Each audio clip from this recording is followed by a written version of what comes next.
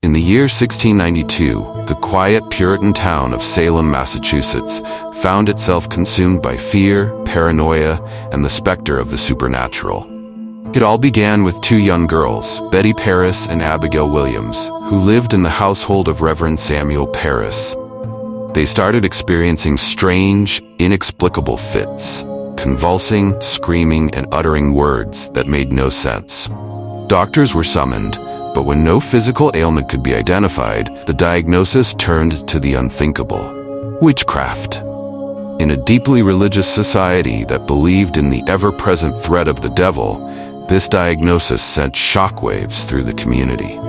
The girls, under intense scrutiny, claimed they were being tormented by witches. When pressed, they named their tormentors: Sarah Good, a homeless beggar; Sarah Osborne, an elderly woman with a tarnished reputation; and Tituba, an enslaved woman of South American or Caribbean origin who worked in the Parris household.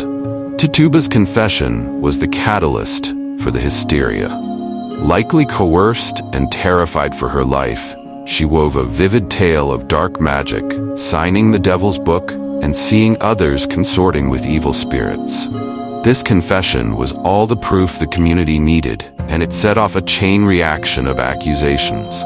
The hunt for witches quickly spiraled out of control. Over 200 people, mostly women, were accused of witchcraft, though some men were also targeted.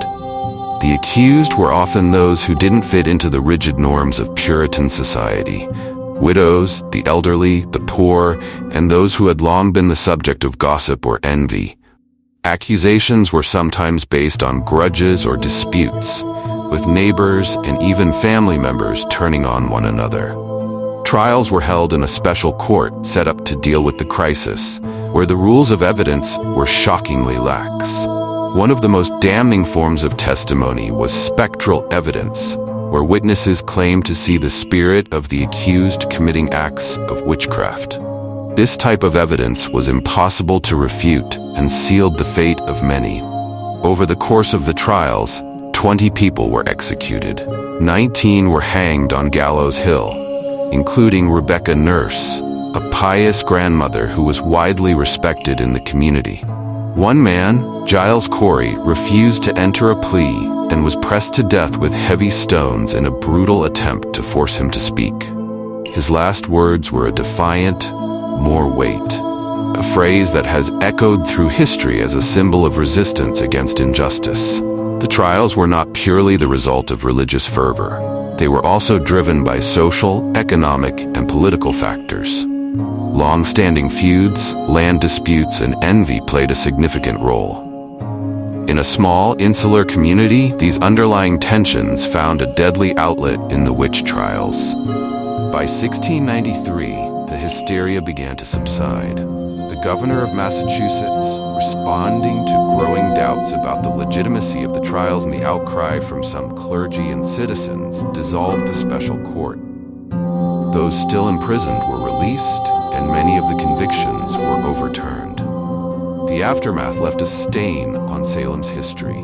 Families of the executed struggled to rebuild their lives, and some survivors lived with the trauma of imprisonment and public shame. In the years that followed, many began to see the trials for what they were: a tragic miscarriage of justice fueled by fear and prejudice. It wasn't until 1957, more than 250 years later, that the state of Massachusetts formally apologized for the events of 1692. The Salem Witch Trials remain one of the most infamous examples of mass hysteria in history, a cautionary tale about the perils of scapegoating and the devastating consequences of unchecked fear. Today, Salem honors the victims and reflects on its dark past with memorials and museums, serving as a poignant reminder of the human cost of injustice.